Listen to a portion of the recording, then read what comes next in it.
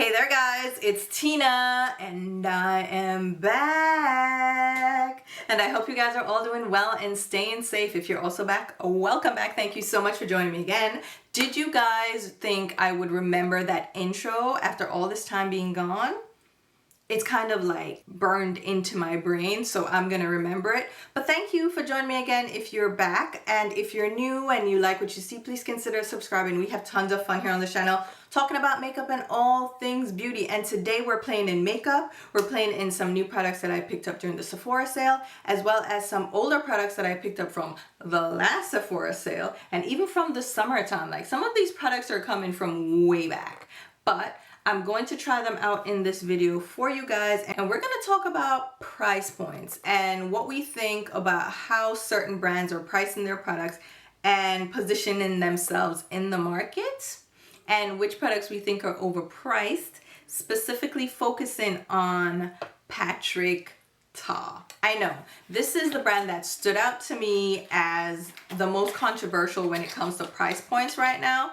People are like, who does Patrick Ta think he is with his current price points? This foundation was $58. When it launched, people were like, huh? Who are you talking to? And then he debuted his eyeshadow duos. These made a big splash on the market. People are up in arms. Everybody was creating a video talking about, are these worth it? Oh my God, they're $42. So we're gonna talk about these products as well as try them out in this video because I haven't actually tested them out on camera for you guys just yet. So we're using his palette, Major Dimension 3, these Major Dimension duos, the foundation from Patrick Ta, as well as some other new products. So I have Givenchy loose powders. These are new to me. I also have this Laura Mercier loose powder, this Prequel half and half peptides and ceramides fluid moisturizer. This is new to the market, newer to me. And we also have these liquid bronzers from Juvia's place. I just saw these in store, picked them up, and I'm trying them out in this video. We have some lipsticks from MAC. They're new Maximilian matte lipsticks. They aren't that new, but new enough. And some lip products from Isa Maya Beauty. So if you're interested in seeing this look, chatting with me a bit, then let's go ahead and jump right into it. All right, guys, so as usual, we're starting off with a clean, freshly washed face. Brows are filled in, and under my brows, I have my NARS Soft Matte Complete Concealer. I'm remembering the name now, in the shade Caramel, just to create a crisp outline. And then on my lids, I actually have two eyeshadow sticks from Ilia. These are the Eye Stylist shadow sticks, and I went in with the shade Flax and Faun. And really and truly, I didn't need to use both, okay? I initially went in with Flax, which is more neutral lean. It's like a neutral lean in tan. And then Faun is more caramel, a warmer shade. And I wasn't sure what way it was going, if I was going to do a cool tone neutral look or if I was going to do a warm look. So I ended up mixing both. Whatever base or primer you use, it's up to you. But y'all already know we're going to test out these Patrick Ta Major Dimension Eye Illusion eyeshadow duos, okay? It's late, I know, but I'm finally using them in a video and we're gonna talk about Patrick Ta. So I thought it made sense to use quite a few of his products that I picked up that I haven't used yet. You know, as you do. But we're going to start out with skincare. We're going to use this little guy from Prequel. It is the half and half peptides plus ceramides fluid moisturizer. It soothes, moisturizes, and boosts barrier function. I saw this advertised, and the way to get me to get skincare is for it to be this milky type of emulsion. This is how you get me, okay? Say it's milky, give me like a creamy, wait, hold on. Oh, it's Abina stopper, hold on, hold dog. All right, I got the little stopper out. So it drips out and look how milky that is. That looks a little bit questionable, but I've heard so much about Prequel skincare and I just never jumped the gun and got anything from them. And then I saw this pop up on Instagram. That's how they get me, right? Show me something on Instagram that's intriguing and I just might get it. So I went ahead on the Prequel website. I don't know if it's available elsewhere right now, but this was only available on the Prequel website. And I went ahead and grabbed a few more products. I grabbed their, what was it? I think it's their face wash, because that is one of their more popular products, and a couple other skincare products. I haven't dug into them yet. This is the first time I'm using anything from them. And this is the newest thing, and I figured it should be the one I started out with since it's the one that got me intrigued. And right now, that is a little bit greasier. Yeah, that feels a little bit greasier than I would have liked.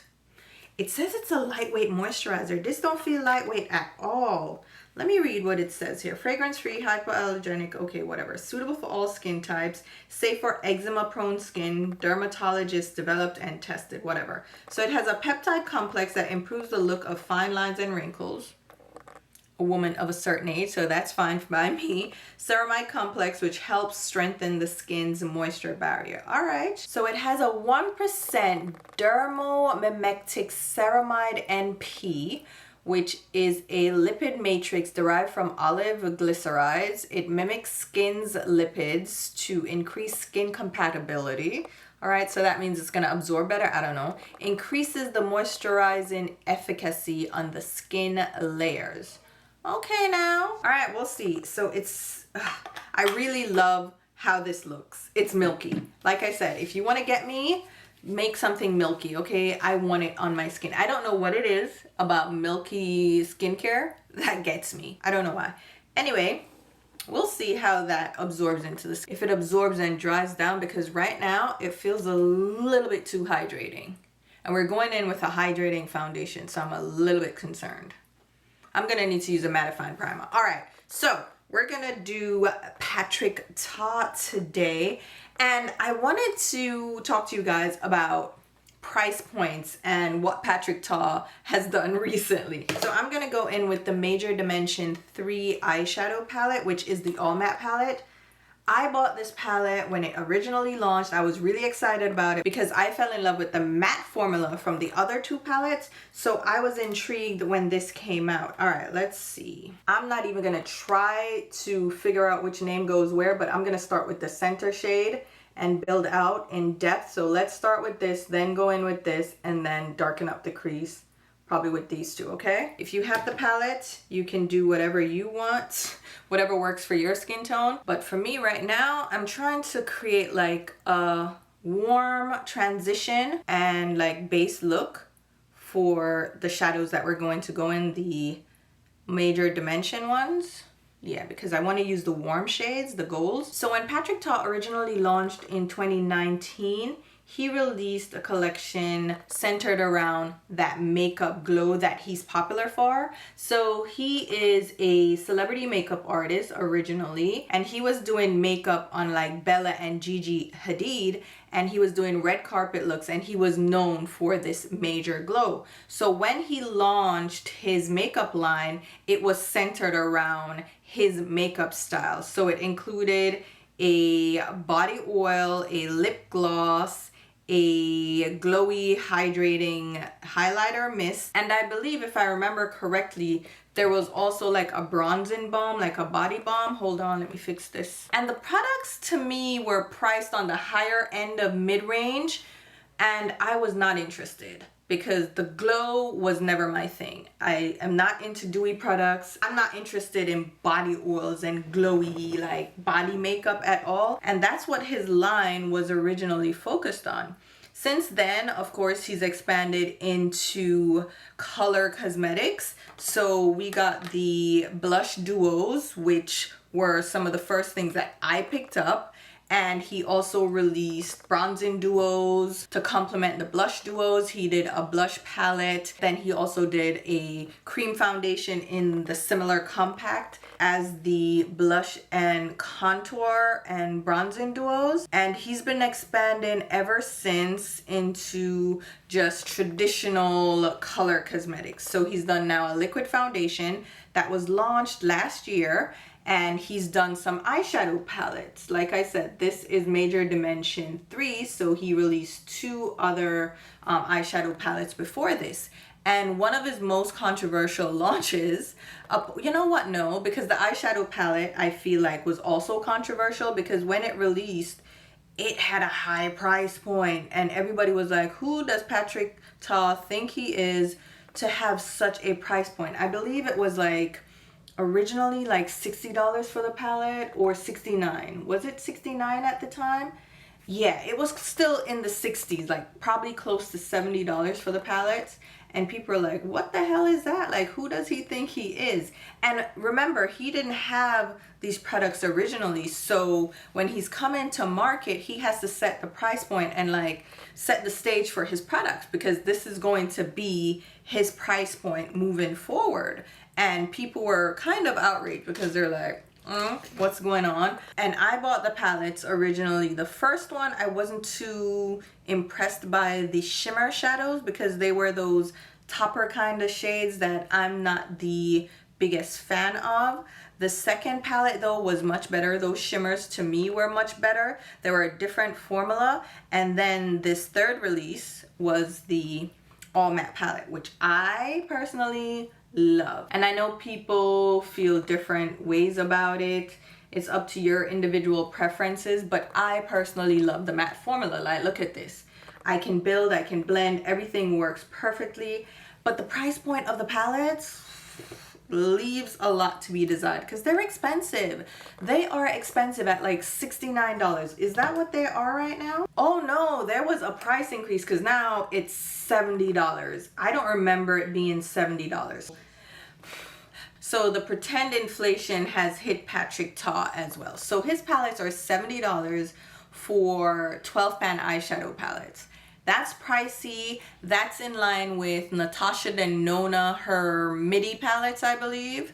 And of course you have Charlotte Tilbury and her palettes, which these are even pricier. And Charlotte Tilbury is another one that has just priced herself way up there. But this is in line with Charlotte Tilbury, Dior, Yves Saint Laurent, those types of products. And people are like up in arms because they're like, again, who do you think you are? He's expanded the line since, and like I said, the prices just keep going up and people just keep being surprised by the prices, and I don't know why. Let me look at the foundation. How much is the foundation? The foundation is $58, and compared to other brands, like I said, comparable brands, the $58 was high. I feel like it was almost more than 58 though. Why do I feel like it was 60? But anyway, these price points always take people by surprise for some reason. And I don't understand why, because that's just been his price point for a while now. But what really set it off was the release of the eyeshadow duos, these major dimension eyeshadow duos. The foundation had people kind of like, you know, side-eyeing the brand for a while, and people made comments about the price point of that foundation. Again, it's in line with like Dior, Yves Saint Laurent. Actually, let me check what those price points are, because I feel like even his price point is a little bit higher. Yves Saint Laurent. No, the All Hours foundation is $62. Okay, let's see Dior. Dior foundations are $57, $55, right? So it's in line with Dior. How about Gucci? Gucci foundations are pricier, so that's $69. Okay, so you see where he's positioning himself in the market. All right, which one? You know what? Does it matter what this light is doing right now? Is that gonna annoy you guys? There we go. That's what I get for trying to do natural lighting. I feel like I want something deeper on this outer V. Let me go in with the black. So we used the brown shades that I showed you initially. Now let's use the black because I want something smokier. I do. So a little bit of the black on the tip of a blending brush. Let's create a little bit of depth. And I love how this black blends. I'm not gonna lie to you. So yeah, the price point threw people off for the foundation last year. People made a comment like, who does Patrick Ta think he is? Who does he think he is? And then when the eyeshadow duos debuted at $42, people were definitely up in arms because his blush duos, which contain 2 blushes, a cream and a powder formula, and a lot of product, by the way, are $38 a pop. And then we have the bronzer duos are $42, so the same price point for this eyeshadow duo. I don't get it. So people were making videos about, you know, whether or not these eyeshadow duos were worth it and all this. So much so that Patrick Ta himself had to come out. Well, he didn't have to, but he chose to do his own video, his own TikTok, trying to justify the price point of these eyeshadow duos. And I think he made it worse on himself, and it's something that he's been doing, is sticking his foot in his mouth when it comes to these different videos that he's releasing on TikTok. Once he gets criticized, it's like he goes on the defense, and the defense for him is trying to justify or trying to just explain himself away, and it's not working. It is not working. So he claimed for these eyeshadow duos that they have this special pearl and it's the first formula of its type. He hasn't encountered another eyeshadow formula that's this sparkly and multi-dimensional and so amazing with this much pearl incorporated. Like, this is 100% pearl, and I'm like, you're lying, because there is a full ingredient list and it's not all pearl. It's not all fluoroflogopite. It's not all mica. I don't get where you come off talking about it's 100% pearl. No, it's not. Because you have filler ingredients. Don't play with me. You have to have filler ingredients for it to apply and build and blend. So what are you talking about? Let's have a little conversation about my eyeshadow duos. There has been a lot of conversation around my eyeshadow duos and the pricing, so I wanted to get on here and just talk about the formula. The eyeshadows in these duos are not your normal eyeshadows. These are not a pressed formula. These are not a cream. These are what you call a slurry. What is so special about this formula to me is that this formula has no filler in it. This is a baked formula and you are getting 100% pearl. When you swatch this, I have yet to be able to find a pearl that looks like this, applies like this, and will stay like this when you put it onto your eyes. You can obviously use these eyeshadows however you want. I just want to show you guys how I intend to use them. I like using them as a topper, but I'm going to show you onto my palm and show you the light and how this looks. So I put them onto my palm. You guys see the intensity of this brush. This is 100% pearl. I just love applying these onto a matte eyeshadow and having that scattered diamond effect on the eye. Just this most beautiful thing. I wanted to pull out some other products that are out there on the market right now just to show you guys the pricing. So this is a fan favorite right now. This is $24 for 1.7 grams of product. And I don't want to say if this product has a filler or not, or a base, but with mine, you are getting 4 grams of 100% pearl. This one right here is $30 for a single eyeshadow. You are getting 1.4 grams. This MAC eyeshadow right here, this is $25. This is a matte eyeshadow. Pearl definitely costs a lot more. This one right here, this is $26. And this one right here, this one is $30. I wanted you guys to have a mirror when you were applying these. None of these single eyeshadows comes with a mirror. All of these things drive up the cost. I have been wanting to launch this formula for the last 3 years, but my team and I have had so many discussions on if this was the right formula to launch. But as an artist, I want the quality of my products to be the best that you can get out there, and this is truly that. This eyeshadow will stand the test of time. Innovation takes around 2 years to bring something to market. Whatever is launching 4 or 5 years from now, I know that I will still be obsessed with the way that this formula applies. But at the end of the day, the formula will speak for itself. I want you guys to go into Sephora, swatch this on the back of your palm, and see if it compares to many other formulas. There's not many like this on the market. So I do think that this is special, and I do think that you will love it. And if you are able to give it a chance. But that's what he was going off of. Like, oh my God, these are fantastic. Plus, you get a ton of product. And look at the packaging. And I included a mirror, which adds to the price. And I'm like, to be fair, why do I need a mirror in this eyeshadow? Like, I'm not applying my eyeshadow using this mirror. I promise you. And I don't think most people are applying their makeup using this mirror. If anything, you have another compact that you're using, if you're using a compact at all. You probably have some powder compact, a blush compact, or like a standalone mirror that you're using.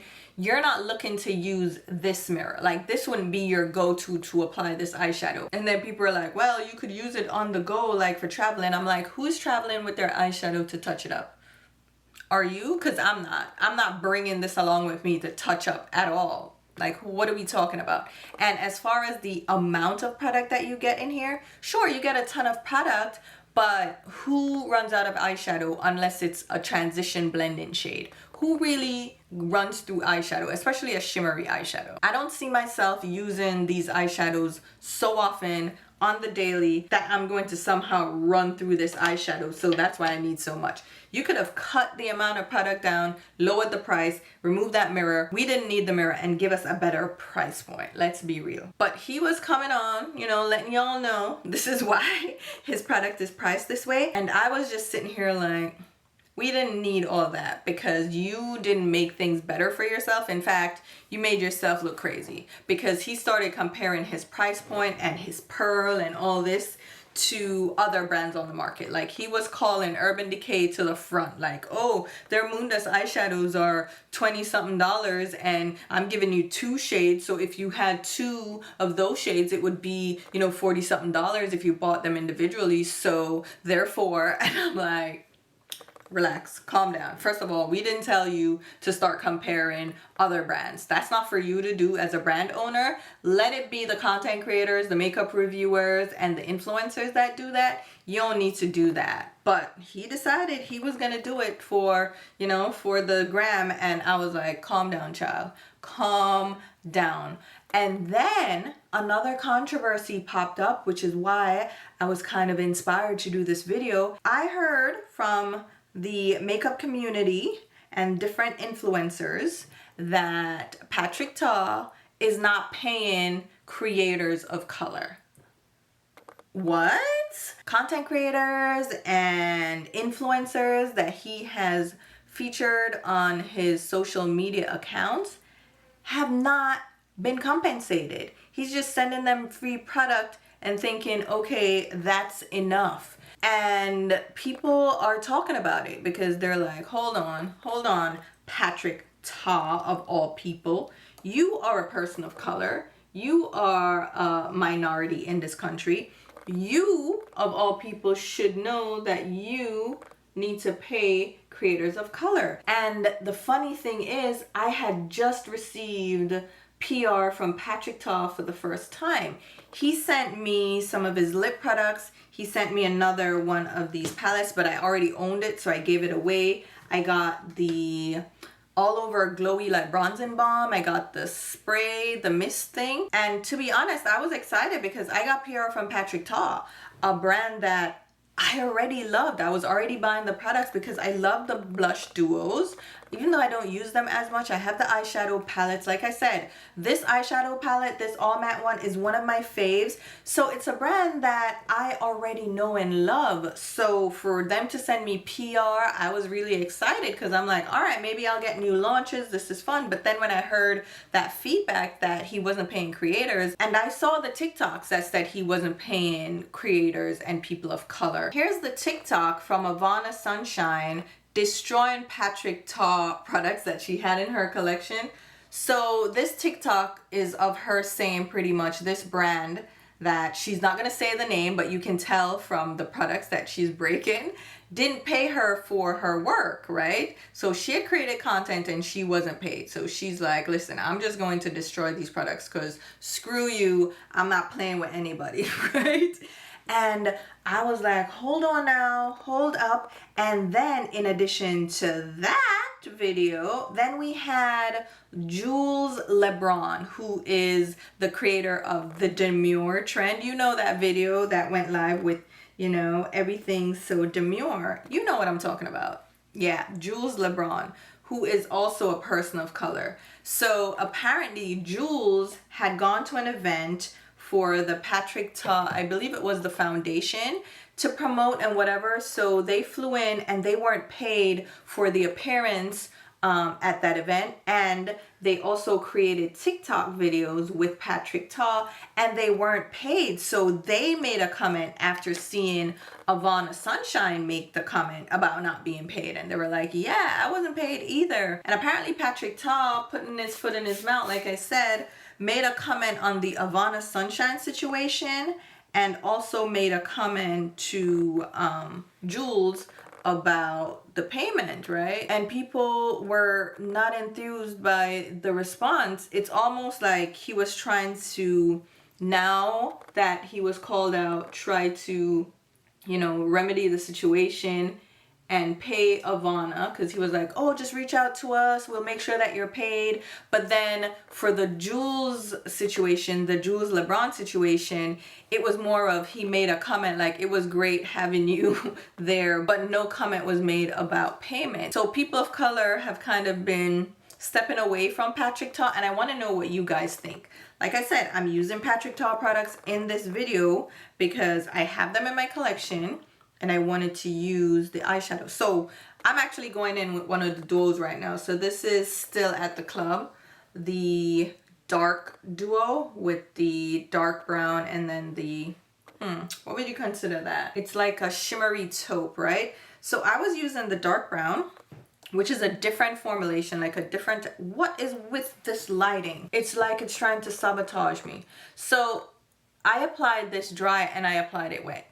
Now you see this finish, very demure, pun intended, but it's very subtle. It's not shiny, it's not intense, it's not sparkly. This is one of the more subtle shades. This finish, very subtle. For me though, for this shade specifically, I love the finish.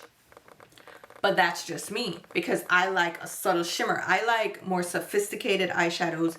I don't like anything loud and too bold. So for me, this is acceptable. Then the shimmer shade, which you're supposed to be able to do this as a base shade, then this as a topper. I'm not going to use this specific shade. I'm going to mix it up with the other shades that I picked up. So I also have Talk to My Team, which is a lighter duo.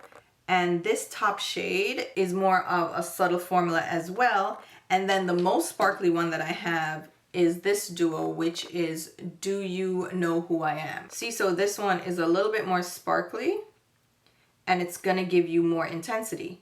And that's another complaint that people had about these duos. Yeah, Patrick Ta is talking about, oh, these are so shimmery. They were the first of their type. It's a slurry formula. So, you know, it's not a baked formula. It's not a pressed formula. It's a gel formula and it's going to give you all the sparkling sheen. But the finishes, the look differs among the duos. So they don't all have the sparkly finish. Which you see, this is a more sparkly finish, which, Lord Jesus, me not really like, you know. And I keep dampening my brush because that will help minimize the fallout. And you know what? It's not that they're fallout prone or fallout heavy.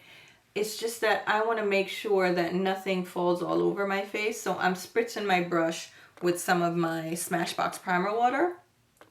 So these have the pearl, right? This particular duo and has the sparkle and shine.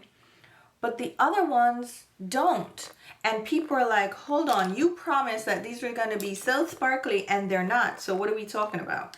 What are we talking about? Since these are supposed to be so special, then we expect the special finish. So I'm going in with the light shade now, just to show you the 3 different looks that you're going to get. So this is a bit more on the sheer side, but there is some sparkle to this one as well. So you see, each of these duos have like a different look to them, a different vibe, because this one is more translucent. Let me dampen my brush. So each of them are going to be different. So how are you going to say across the board that this is what I'm getting from your shadows? Like, they're so special. And that's the way you're trying to justify the price point. And they're not that special, you know, because we know Pat McGrath had special shades in her, with her eyeshadow palettes. Remember the original formula? She had those special astral shades. Patrick Ta, yeah, these aren't the first of their kind. Even though I'm gonna say, personally, I do like the finish of these two, the more subtle ones, this duo, and then the taupey duo. This is my kind of vibe. This is my vibe for eyeshadow. I like simple, I like subtle shimmer that can sparkle but not be overwhelmingly chunky, which a lot of eyeshadows these days are just overwhelmingly chunky. I'm going in with a little bit of the yellow gold side with my finger just to see. We have sparkle on the inner tear duct, like you see it, right? sparkle on the center of the lid and then less on the rest of the lid. Let me pull out. That's what he said. But you see the sparkle up close, right? And then in certain lighting, you're definitely gonna see the sparkle. I'm gonna blend out the edges. So between the price point of the foundation, the eyeshadow palettes, and these eyeshadow duos, and his response to the criticism, followed by the call out about not paying influencers of color, Patrick Ta has kind of had a semi-cancellation. What do you guys think? Like, how should I respond? Because I don't know, like, I really don't know how to respond. But to me, it's like, you're gonna have to match the energy with all these other brands when it comes to playing people of color, because there's so many brands that do the same thing. They don't pay people of color at all. And that's annoying across the board, but I'm like, keep the same energy. Like, if you're gonna do it for one, make sure you're doing it for all.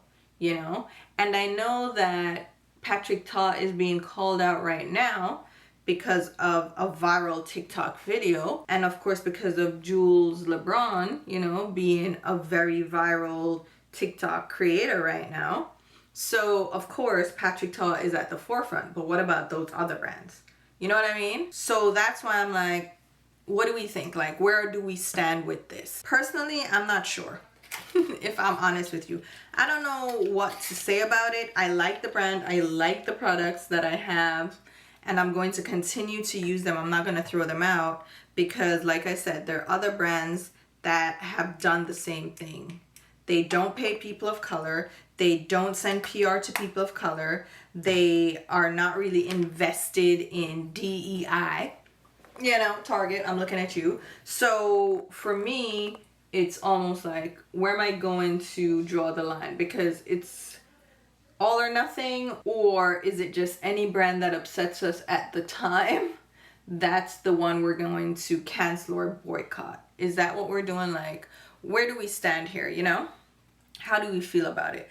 For Target, I'll just make a comment. For Target, that's easy for me because I haven't been really shopping at Target anyway. Target was never my thing anyway, so it's easy for me not to shop at Target. I am not supporting Target because they were a little bit too vocal about them discontinuing the DEI efforts that they had in place for these last couple of years, you know?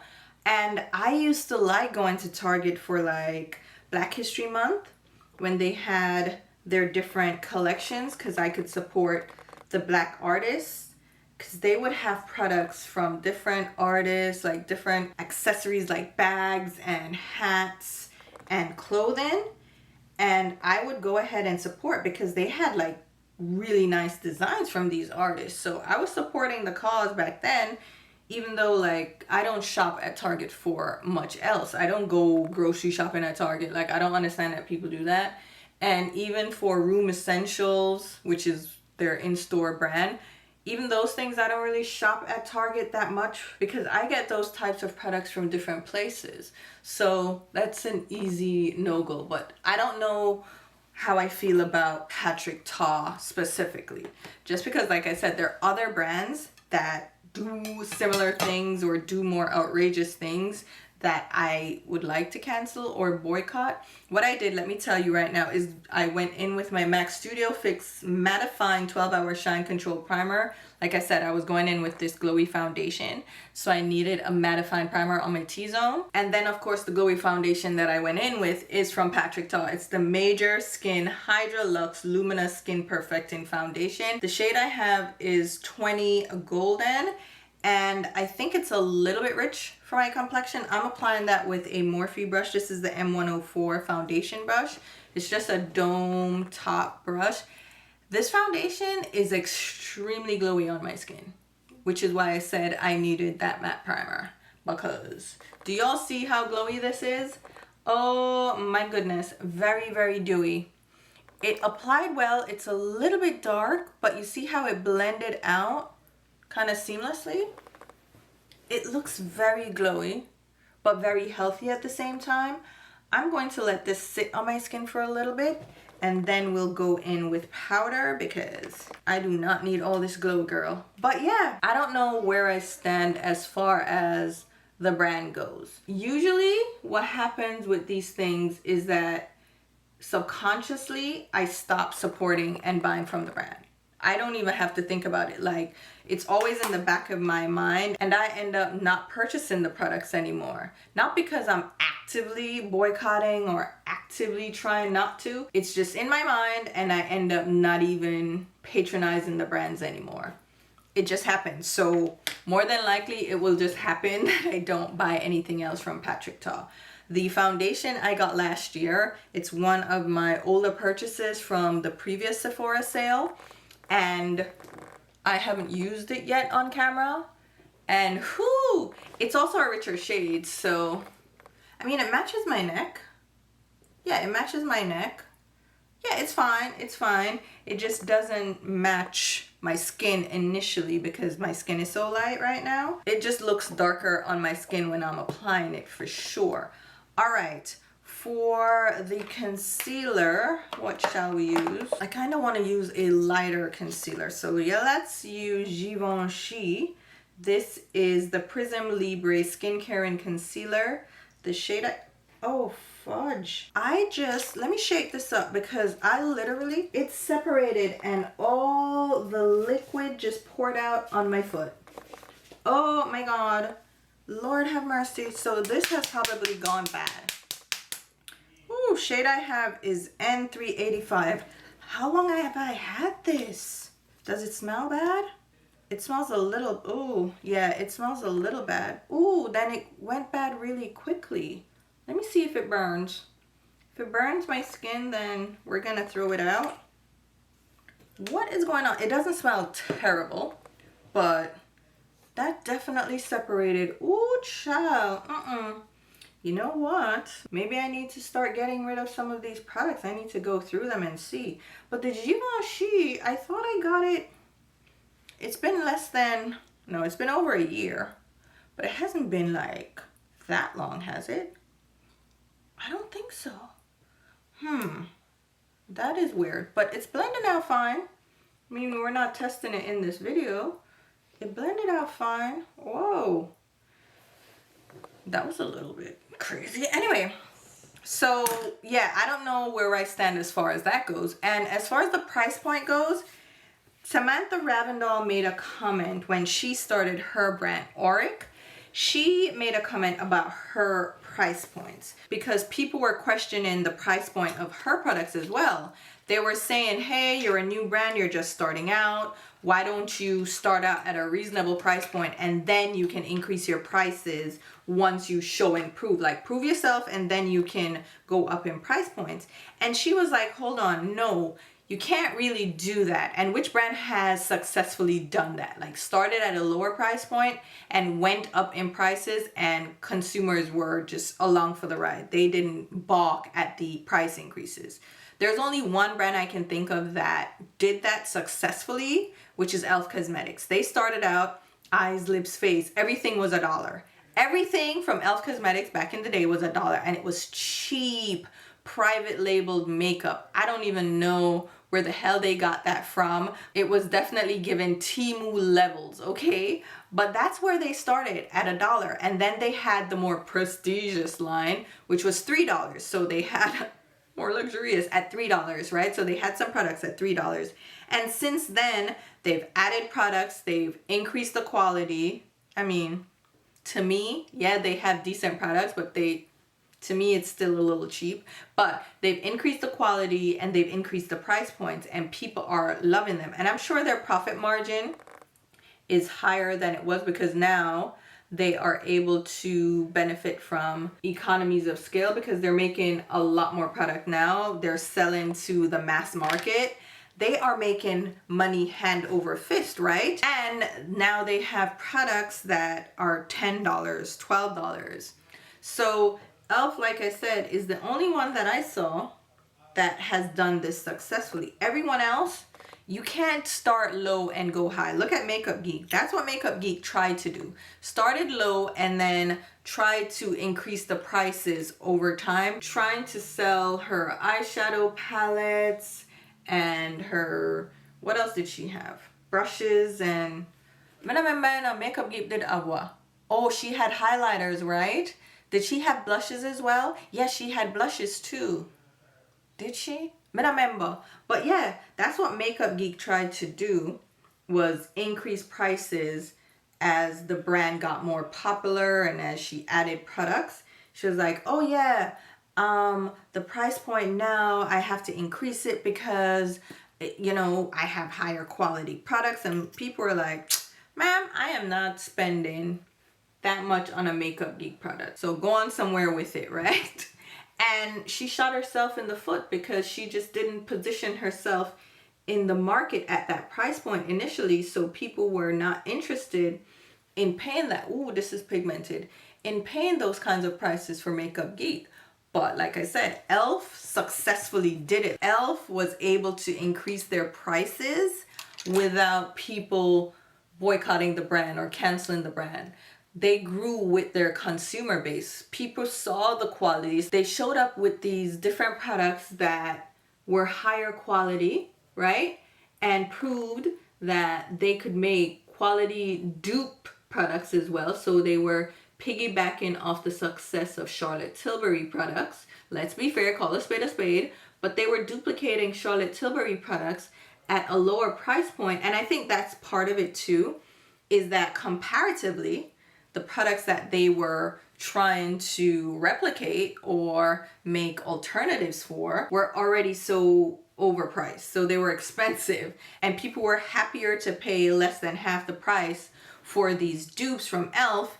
even though compared to typical e.l.f. price points, these were pricey, right? So e.l.f. kind of did it that way and it worked out for them. But other brands just haven't been able to do that. And that's what Sam was trying to say. She was like, listen, if I came in at a lower price point and then tried to go up in price, you guys would not accept that.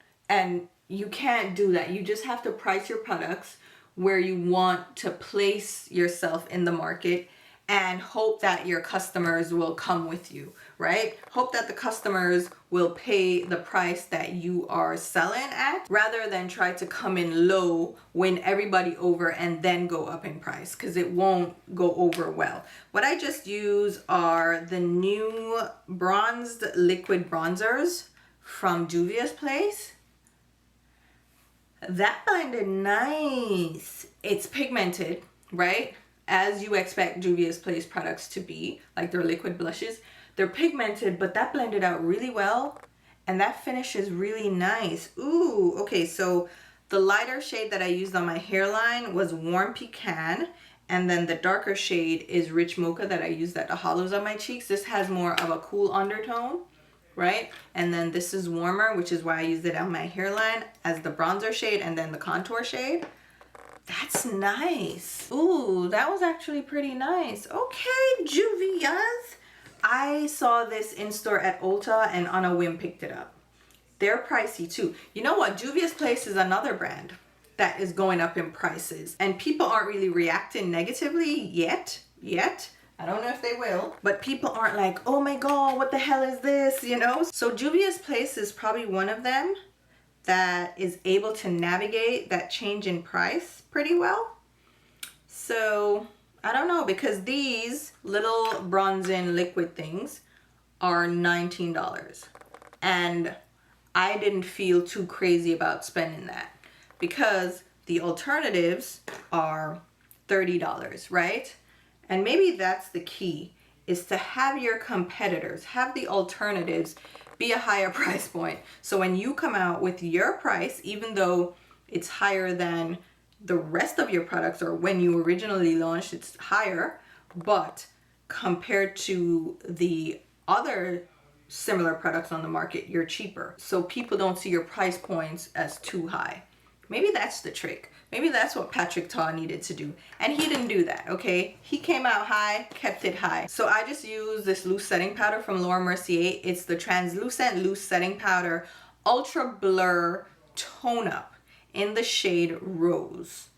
I got just a travel size. I'm testing out all these loose powders because I want to see which ones are the best. Laura Mercier has one of the OG loose powders on the market and this is cute. So the Rose is supposed to be a light pink. It's a little bit of a pink tint, but it's not pink like Ube from Huda Beauty. That actually was nice.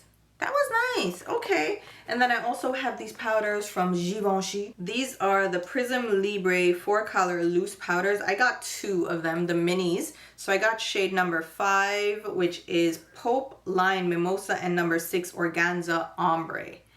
People have said these are shimmery, which I hope they're not. They have reformulated apparently to remove talc, and people don't like the new formula because they say it's shimmery. So far, let me see. I don't see any shimmer on my skin. But let me get some of, ooh, that was too much. So it's 4 colors, and you see how I got way too much in here. And how do I want to kind of mix it around because I don't, oh God, because I don't want the dark part to be like concentrated. I don't know how to navigate this. Lord have mercy. Because I'm not going to use this puff. It's just way too... Woy. Let me try figure out how I'm going to do this. Girl. Givenchy. What are you doing to me? All right, let me try. So this is a Juvia's Place brush as well. It's a bronzer brush, right? Cream foundation brush. No. So it's angled, but it's dense and it's like a kabuki, so that's why I'm using it. So let me use number 5 all over. Is it glowy for real? I'm looking to see if there's shimmer in it. I don't really see any shimmer or sparkle, but I don't know if the shimmer that I'm seeing is from the Patrick Ta Duo that's falling all over my face. Let me see. Up close I see like micro fine shimmer, but like I said, I don't know if that's from the Patrick Ta or that's from this. But even so, it's not sparkly. It's not sparkly. I actually like that. I don't mind that. That doesn't look bad. And I feel like it's a nice little finish on the skin. What y'all talking about? What are y'all talking about? Y'all have me out here wondering right now if I'm tripping. Let me go over it with my kabuki. I think that's pretty. I think that's pretty. Nothing looks cakey. I think that's nice actually. I think that's nice. All right, I am ready for a blush. I'm not gonna do Patrick Ta. I think we've done enough Patrick Ta at this point. Let's go in with this Huda Beauty blush. It's not going to go with this eye look, but I want to use this color so bad. I have the neutral shade as well that came out. So Huda Beauty expanded the range with new shades, and this is one of the newer shades. It's her blush filter liquid blush in the shade Intense Guava. Like, look how bold that is. Look how intense that is. But I want to, you know what? That brush was not the one for using, but I'm gonna use it. Is that, why does that smell like, is that a scent? Is it scented? This is a Morphe brush. It's a dual fiber brush, and I really like it. It works really well. In fact, I have a video coming up showcasing all these brushes from Morphe, and I'm gonna demo them as well as talk you through them and tell you which ones are my favorites and which ones I think are worth picking up. Oh, that blended out so nice. All right, maybe it's not a bad color. And I think the brush also helped. That's nice. Yeah, it didn't cake up over the powder. That's cute. All right, that's cute. I'm not gonna do highlighter or anything. We're just gonna do lips. So let me do mascara and come back to finish up the face. All right, so here we are back. I did my mascara and I applied some eyelash clusters from Velour. These are the Everyday Natural Lashes. I just applied, let me see, let me zoom it in. So I just applied a couple of clusters on the outer lash line. These are so easy to use. Oh my God. So this is what they look like, right? I use the long ones so far, and oh, so easy. So they're self-adhesive, so you don't have to apply glue, and you stick them under your lash line. And you can't tell, right? Very natural looking. I've been loving these because they're so easy to pop on and pop off. You can reuse them, all that stuff. So I am really happy with that. All right, my earrings, just in case you're gonna ask, H&M years and years and years ago. H&M has not been able to replicate this quality since then. Everything is fast fashion. In fact, I haven't been to H&M in a while, because the quality is just, it downgraded so badly. Oh my God. But I've had these for years and they haven't tarnished. They're fashion jewelry, but it's a little face. You see the lips and the eyes and the lashes, and well, do they have yeah, look at the little lashes and the eyebrow. Cute. But it goes with my shirt, because my shirt, you see, like, y'all see what I was going for. I was trying to matchy. Anyway, let's do lips, which I'm gonna keep very simple. I'm going to use my Anywhere Caffeine from, is it Anywhere Caffeine? Yeah, it is. From Makeup Forever. This is such a good pencil. It's an artist pencil, and it's a great shade for my lips because it helps to neutralize. Let me show you. You see the dark outline to my lips here? That's my natural lip color, and it's more neutral, almost like a grayish. No, it's like gray tone. It's literally a gray outline.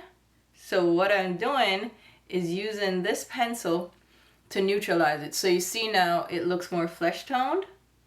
Yeah, I've been doing this a little bit more lately, kind of neutralizing that lip color first and then going in with a lip color. So it's not that I'm using this to outline anything or create dimension, it's just neutralizing my lip color. So you see now, blank. Isn't that nice? This pencil, perfect. Like, it's my lip color. Perfect nude, right? It's like almost concealer lips nude, but it doesn't look dead and dry. But we might look dead and dry now, because I'm going with some of these Maximilian. Is it called Maximilian? What are they called? Maximal lipsticks. So I have Hodgepodge, which is one of the satin finishes. It's like a grayish nude, you know, it's given that neutral nude vibe. And I have Folio, which is really given like beige. It's light as hell. And then I have Yash, which is more warm toned. So I'm wondering, like, which way should we go with the eye look? I don't know. Should we try Yash? Let me try Yash, because I feel like, yeah, see? Yash is like just what I remember. Oh my God. So I think this shade specifically, Yash, is a re-promote, because they had released this years ago when I used to blog. Years and years ago. I had the original one. It was limited edition at the time. They did this new line with the Maximal matte. Yeah, because this is the matte. And they re-released limited edition shades, and then shades they already had in like their lip pencils. Like Hodgepodge is one of the shades from their lip pencils that's now a lip color. And these are so comfortable. The new formula is so comfortable. That's nice, because it's matte, but it's not a drying matte. It's not like their ultra mattes. And that is like literally a nude for me. But I feel like now that I've blanked out my lips, I need a little bit of a dark outline. You think so? What should we go in with? Like a darker lip liner? Hold on. Let's use this Izamaya pencil in Arabica. And it's a darker brown, but it's not too dark. It's like, come in. You want to see it? More like a caramelly brown, but it's a little bit darker. And I'm just gonna darken up the outline of my lip. So it gives a little bit of definition without being crazy, right? So there you have it. Here, ooh, I haven't done like a full-on matte lip in so long. Like I feel so different without a gloss. High key, I feel really weird without my lips being glossy, because I've been doing glossy lips for the last few years really, so it looks weird. So I'm gonna go in with a little bit of clear gloss. This is not a gloss, it's the Hyaluronic from Izamaya Beauty. It's like hyaluronic, they want to say, but it's Hyaluronic. That too hard for say. Why I would I name it something when we can't even say? It don't make no sense, because hyaluronic, but it's Hyaluronic. You see how they changed the C to a P, so it's hyaluronic. It sounds foo-foo. Them shouldn't name it that. But anyway, this is the fluid lip balm, the Lucent fluid lip balm. It's just a clear. It's in this syringe applicator. I'm not gonna apply it directly from the tip. Well, I technically could and then just wipe it off. But let's just use my finger and apply that. Yeah, see that now? I feel a little better now with the gloss. The color is still there because this is a clear. That nice, that nice. So there you have it. So let's wrap up with what I was saying about the Patrick Ta thing. So like I was saying, Samantha Ravindal made a really good point. You have to just price your products where you want them placed in the market. Do you want to be a drugstore brand? Do you want to be a more affordable brand? Do you want to be mid-range, high-end, luxury? Like, price yourself where you want to position your brand, and then make sure the quality lives up to the price point, rather than trying to start out low and then go up in price, because it's not going to be received very well with your customer base, right? And it just is what it is. You're going to attract the customer that that price point suits. Either people are gonna buy it or they're not gonna buy it. But that way you're not juggling customers that you brought in using a lower price point and then try to win them over with your products and charge them a higher price point later on, you know? Just price yourself where you wanna be and just stick with that, and that's it. And I think that's what Patrick Ta is doing. He's priced his products a certain way, so he's positioning himself along higher end brands. Not mid-range, but higher end brands such as Dior and Gucci and Yves Saint Laurent, and the prices are all over the place, because to me his foundation is the price of these higher luxury end foundations, but then his blush products aren't quite the same price. It's just weird how the things are priced in his brand, but who am I? Who am I? It's either you're gonna buy it or you're not. He's just positioned himself where he thinks he lies, and he wants to be known as a high-end brand, period, okay? And who am I? Who am I to tell him he can't do that? Who am I to say his products aren't worth it? Obviously, I bought some of the products, so obviously to me, I don't mind paying the price point, even for the duos, even though I got them on sale. Well, technically I used my my $100 Rouge Reward towards the purchase, so I didn't pay full price for them. I just used the money towards them, because no, I ain't paid them price. They're honestly, truly, and I would implore you not to do it either, probably buy them on sale. But again, it's up to you whether or not you're gonna pay that price, right? I bought his eyeshadow palettes at that almost $70 price point. No, it's $70 now, but back then it was like $68 when I bought them.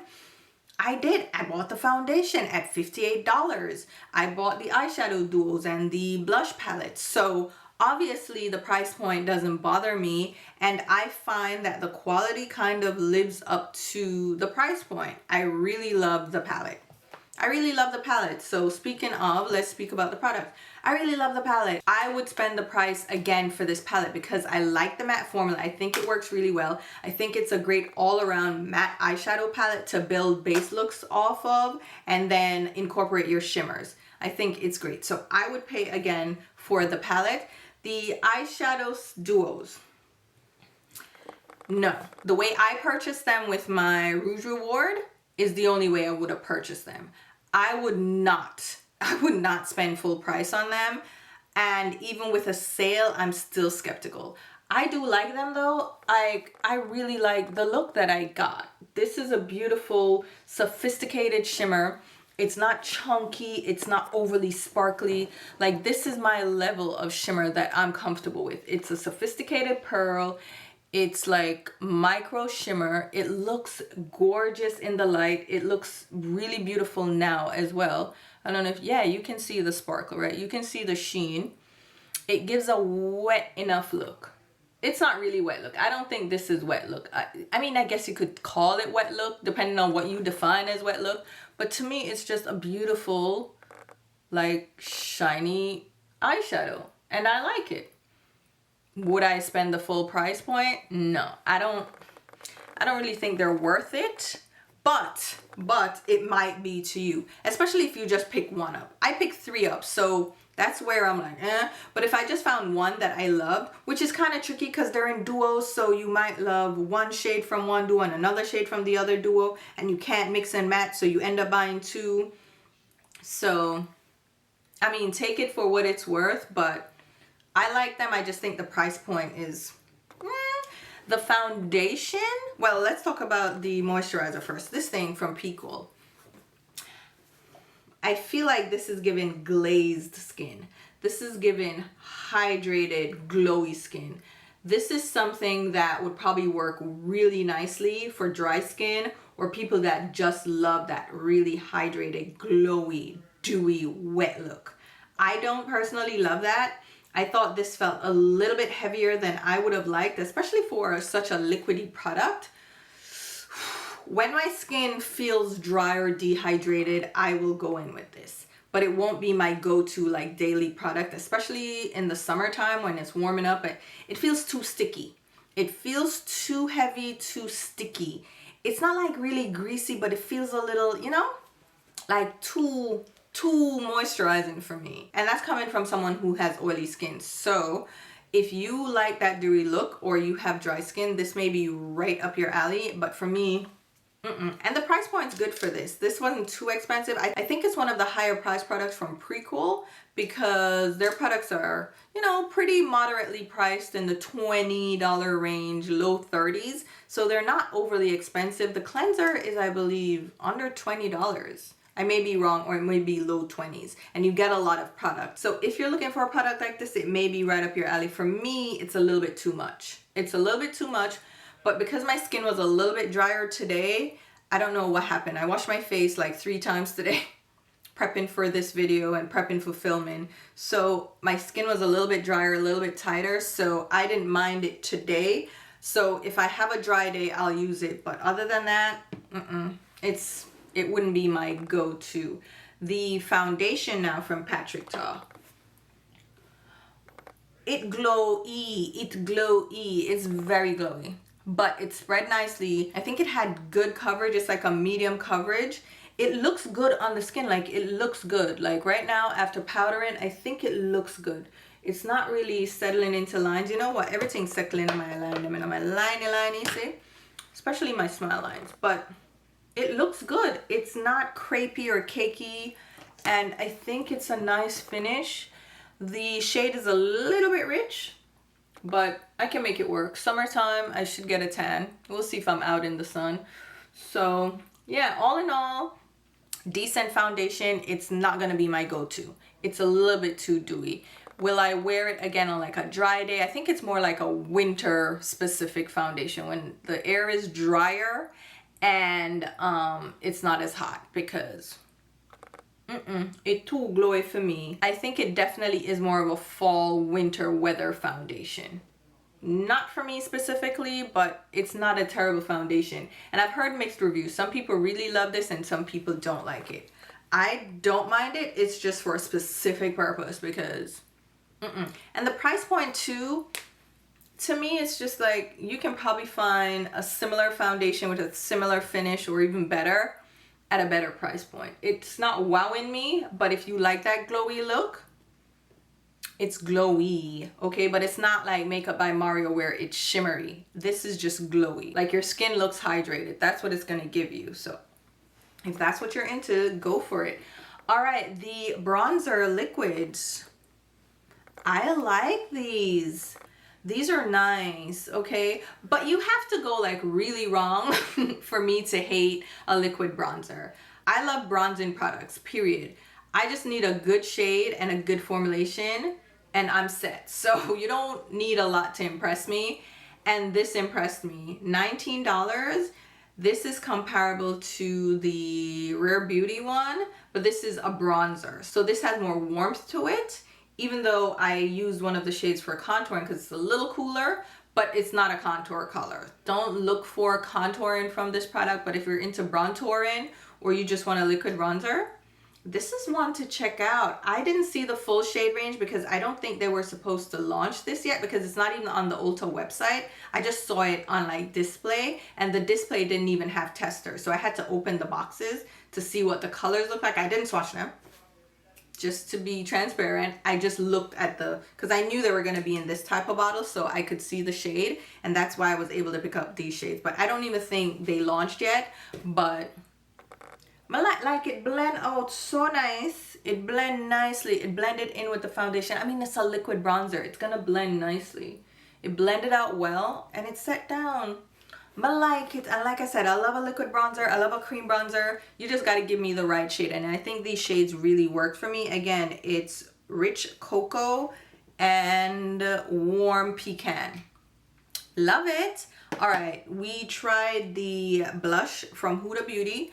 This is cute. Like, the color is still there. I didn't put anything additional on it. I didn't put a powder on it. And I think it's a beautiful, subtle color. It's not a glowy finish. It's just a subtle color. And I love a liquid blush that just melts into the skin. Looks like second skin. So yeah, love that color. Intense Guava. Love it. The Latte shade that I used before, I have another shade, the Latte. That's a skin tone shade. Don't even bother. If you're my complexion, don't even pick that shade up. It's just going to look like your skin. It's going to look like a foundation product. Skip it. Anyway, that Intense Guava. Really cute. Really pretty. All right, the powders. So the Laura Mercier powder. This little rose powder is good. It's like really ultra fine. It blurs under the eyes just enough without looking too fake. I don't look so airbrushed that it looks too filtered. It doesn't look too fake. I think it looks very natural, but at the same time, I'm getting a little blur, so I like that. And then these Givenchy powders. I don't know. I used only one, right? Yeah, so far I used only one. I think that did a good job of looking very natural. I don't see the glow that people are talking about. It would be very subtle if it's there. It's very subtle. I really like it. So I'm going to keep using the loose powders. I got the pressed powder as well. I don't love that because the pigmentation is just too much. It's too peach. Like, the peach is standing out too much in it. So when I apply it, it adds too much peach to my skin. So, but the loose powder so far, so good. I'm going to keep testing it. And then what else do we do? The lash clusters. I told you I already love those. And then the lips. The lip liner, Anywhere Caffeine from Makeup Forever. Ultimate pencil. Love it. Love it. The formula is great. Glides really well. It's a wooden pencil, so you can sharpen it, get a crisp tip to it. It's a formula that glides without tugging, but it's not so slippy that it's just going to slide off the lips. And the color is perfect for my lip color.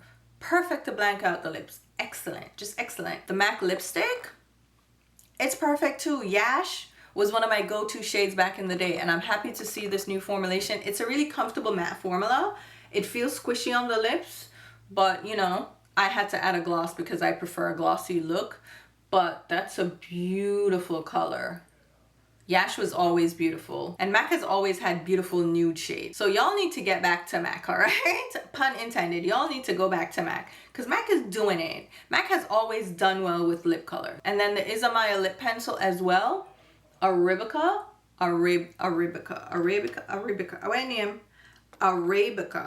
It's a coffee shade. Lovely. It's just dark enough to give me, you see how it gives me that outline, that ombre look without being too dark? Because some of the shades of dark brown can be too intense, and this to me is just like, my lips look juicy, my lips look juicy. And this little clear gloss from them, which is not a clear gloss, I know it's like a hydro, I thought it was Hydro Lip all this time. Hyaluronic lip. Me still can't pronounce it. Still cannot pronounce it, but I like it. It's a clear gloss, and look how nice it looks. And it not eats up the lipstick under it. It's nice, and it not slip, and it's not sticky. It's just chef's kiss. Beautiful, beautiful, beautiful. Loving it, loving it. So here you have it. This is the final look. Let me know what you guys think about these products. Are you interested in them? And what do you think about the whole Patrick Ta controversies at this point? What do you think about it? Like, how are you navigating that knowledge now that you know? How do you guys feel now about the brand that you found out he's not paying creators of color for their content, for their work? Which, again, it's like two creators that really came out and said that. So I don't know the perception of other creators or what have other creators encountered. I don't know, and like I said, there are other brands that do the same thing. Like, they're doing the same thing. A lot of brands don't pay creators, period, and then they don't pay people of color. I mean, we hear the complaints all the time. It's nothing new, and it's just like, am I gonna cancel everybody? Or am I just going to tiptoe and, you know, do as I see fit until something rubs me the wrong way and I just sway away from a brand? I'm not sure. It's a gray area for me right now because, like I said, subconsciously I might just veer away from the brand without even thinking about it. It just happens naturally. But I don't know. I don't know how to navigate that one. And then his response is he needs to shut up. He needs to shut up, get a PR team on it, and leave the responses to them. He can create content, do makeup looks, like demonstrate his products, but when it comes to responding to criticism, shut up, shut up, shut up, because you're just gonna keep digging yourself into a deeper hole and you're not gonna come out unscathed, okay? You're gonna come out dirty because you just cannot win. You're a brand owner. You speak on behalf of your brand. Your name is attached to the brand. Shut up. Shut up. Learn from Kat Von D. Learn from Jeffree Star to just shut up. When you're flying high, shut up. Shut up, okay? Don't get defensive. Don't come out trying to defend price points and defend your products, and do not do it. Let someone else do it. You have marketing people and PR people for that. You shut up. You stay on the creative side, the artistic side, and detach yourself from responding to criticism, comments, and controversy. Unless you really truly need to, shut up, because it's never gonna go well for you. Just cut it, okay? So that's it on that. But also, what do you think about like price points and pricing yourself based on where you want to be in the market? Like I said, not many brands have been able to pivot from a lower entry price and then increase in the prices steadily with consumers accepting it without much complaint. Juvia's Place seems to be doing that. I feel like they're doing that. I just realized it as I was speaking to it and using their products. And elf is that one brand that I think did it successfully without any hiccups. Like, no one even blinked, like no one batted an eye. Everybody was just like, okay, yeah, they're making good products and they're increasing their prices, but the quality is there, so we're just gonna run with it.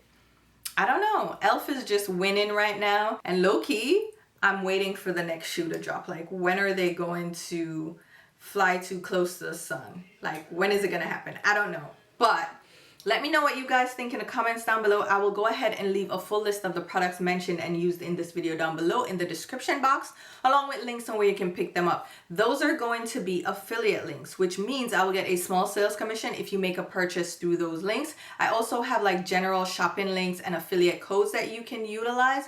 Those will also give me a kickback if you use them. It's a great way to show your support for the channel because it doesn't change the sale price. It just gives me a kickback for you using the links. YouTube shopping links are also available. You can shop that way. Again, affiliated, and I will get a kickback or a commission.